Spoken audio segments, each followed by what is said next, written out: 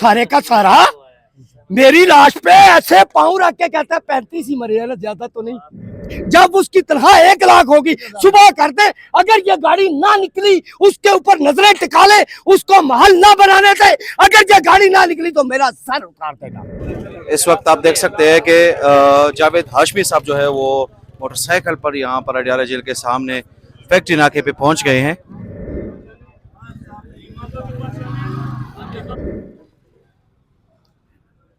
जी अस्सलाम वालेकुम, मैं हूं फैसल तारिड़। अडियाला जेल के बाहर जी मौजूद हैं। पीछे पीटीआई का एहतजाज जो है वो जारी है। तकरीबन 100 से 200 के करीब वर्कर मौजूद हैं। लास्ट मंगल को वज़ीर आला सुहेल अफरीदी साहब भी यहाँ पे तशरीफ़ लाए थे और उन्होंने कहा था जी अगर खान को अस्पताल मुंतकिल ना किया गया तो वो बड़े ख़तरनाक हो जाएंगे। इससे पहले भी वो आए थे, उन्होंने कहा था कि अगले मंगल तक खान को मुंतकिल किया जाए अस्पताल, वरना वो सख्त रवैये के साथ आएंगे। उससे पहले भी वो आए थे और उनको 26 नंबर चुंगी पर रोक लिया गया था। एक तरफ तो ये सूरत हाल है, दूसरी तरफ जो पीटीआई का यहाँ पे वर्कर है वो नाराज है। पश्तून बेशुमार वर्कर्स के साथ हमारी बात हुई, मिले, उन्होंने कहा कि भाई हम अपनी जमात के जो हमारे रहनुमा हैं उनसे मुतमिन नहीं हैं।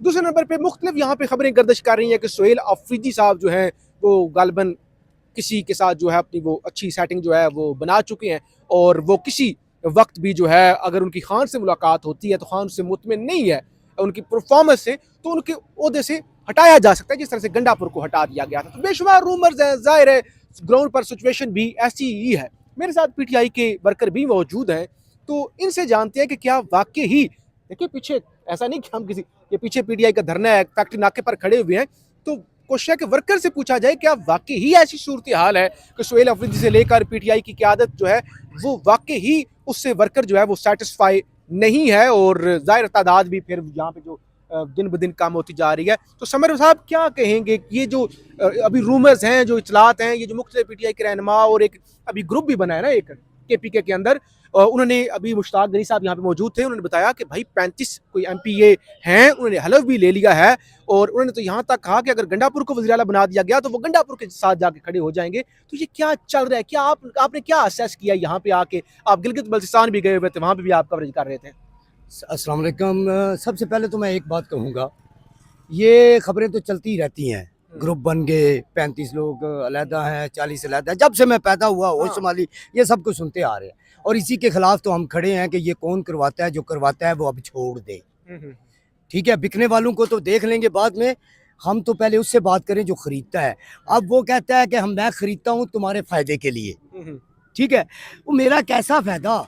मेरा पाकिस्तान 75 साल से मुश्किल दौर से गुजर रहा है और मैं अक्सर पता क्या कहता हूँ, इसको सही डगर पे लाना है ना, क्योंकि इसका ड्राइवर जो है वो सुकून से ज़िंदगी गुजार रहा है और मुश्किल दौर से पाकिस्तान गुजर रहा है, गाड़ी मुश्किल दौर से गुजर रही है। अगर इसका ड्राइवर को आप मुश्किल दौर से गुजार दें तो गाड़ी ठीक पटरी पर चल जाएगी। आप मेरी बात शायद समझ गए होंगे। नहीं, अगर नहीं, उसको बात आप समझ, मेरी बात सुने, अगर नशा खरीदने वाले जो है ना वो रहेंगे तो मतलब जाहिर है वो बेचने वाला तो हाँ वो होगा। तो ये जो बिकने के लिए तैयार खड़े हुए हैं वो उनका भी तो कसूर है। मैं आपको एक बात बताऊं, आप माशाल्लाह मंडी बाउद्दीन के रहने वाले हैं, मैं जल्दी में वाइंड अप करता हूं इस चीज को। आपको पता है कि हमारे अफसरान, क्योंकि सबसे ज्यादा किसी दौर में अफसरान हमारे थे, हमारे अफसरान उस वक्त बदअखलाक नहीं थे, हमारे अफसरान करप्ट नहीं थे, वो इज्जत के लिए नौकरी करते थे।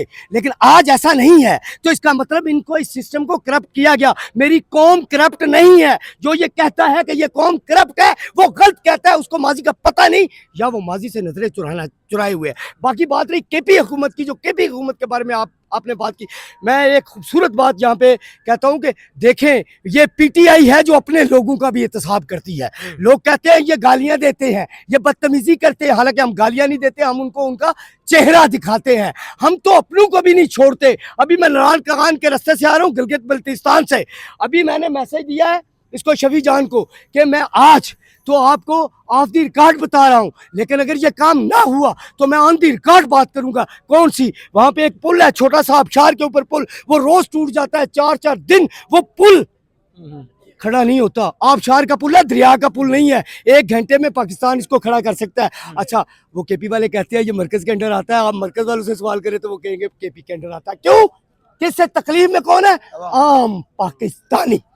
इससे किसी कर्नल की गाड़ी वहां फंस जाए, 1 घंटे में पुल बनेगा, 1 घंटे में पुल बनेगा। किसी वजीर की गाड़ी वहां पर पहुंचे जो इक़्तिदार में है, क्योंकि इक़्तिदार से बाहर है तो कोई फायदा नहीं है, जो ताकतों के साथ खड़ा है, उसकी गाड़ी वहां पास फंस जाए, उसके बेटे की गाड़ी वहां फंस जाए, 1 घंटे में आरजी पुल बनेगा। लेकिन मेरी और आपकी गाड़ी फंस जाए, नीचे बम्पर टूट जाएगा, इंजन का ऑयल जाया हो जाएगा, आपका 2-2.5 लाख का नुकसान करके वहां से आप गुजरेंगे, लेकिन हुकूमत की मशीनरी हरकत में नहीं, समर साहब गाड़ी तो पूरी कौम की फंसी हुई है।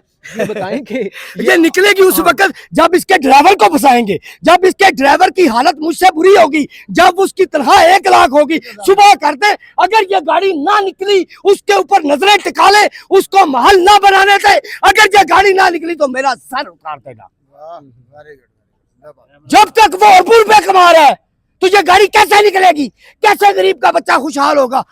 वो तो उसकी गाड़ी तो पुरअमन है, वो तो सुकून में है, उसके बच्चे तो यशिया कर रहे हैं। मेरे गवर्नमेंट के मुलाजिम, मैं एक अदालत में पेश हुआ, मेरा केस था, मुझ पर केस नहीं था, मेरा केस था। अच्छा, तो एएसआई के खिलाफ मैंने दरखास्त दी हुई थी। एएसआई जब मैं अदालत में पहुंचा तो मुझे पता चला वो जज साहब के बच्चे लेने गया हुआ है। मैंने कहा मेरे साथ इंसाफ हो गया। वो जज साहब के बच्चे लेने गया हुआ है, वर्दी पहन के जज के बच्चे लेने गया हुआ है, थाने में उसकी ड्यूटी है, वो जज के बच्चे लेने गया हुआ है, तो मुझे इंसाफ कहाँ से मिलेगा? मिल गया इंसाफ मुझे। तो जब तक आप अपने ड्राइवर को लाखों में नहीं लाते, आपका ड्राइवर इस वक्त करोड़ों में है। जब मैं ये नहीं कहूंगा कि इमरान खान की हुकूमत आ जाएगी तो सब कुछ ठीक हो जाएगा। ओए, आपका हवे का हवा बिगड़ा हुआ है, आपके चपरासी से लेके वजीर आजम तक। लोग कहते हैं जर्नलों के नाम नहीं लेते, वो भी बीच में आ जाते हैं।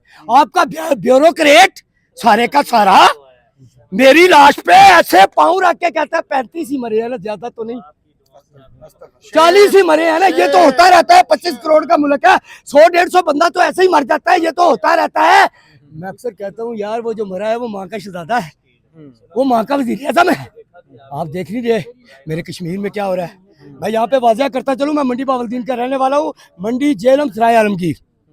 हमारी कश्मीर के साथ रिश्तेदारियाँ हैं, कहीं किसी ने बेटी उनको दी हुई है, किसी ने ली हुई है।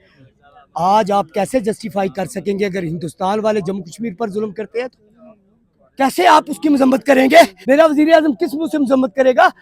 बात सियासी मसला है, सियासत टेबल पे हल करो। क्यों आप टेबल पे हल नहीं कर सकते? क्यों टेबल पर हल नहीं कर पा रहे? क्योंकि मैं करप्ट हूँ। जब मैं करप्ट हूँ मेरे पास दलील नहीं है। जब दलील खत्म होती है तो गोली का आगाज वहां से होता है। आप दलील पैदा करो या दलील देने वाले लोग ले आए। आप सारे मुल्क को ठीक कर सकते हैं सुबह इमरान खान को रिहा करके। मैं ये भी नहीं कहता वजीर आज़म बना दे, सिर्फ रिहा कर दे, पूरा मुल्क ठीक हो जाएगा। वो एक बार कह दे पुरअमन, खामोश हो जाओ, रुक जाओ, हम बात कर रहे हैं, मसले हल हो जाएंगे, सब ठीक हो जाएंगे। चलें जी, समर साहब बहुत शुक्रिया।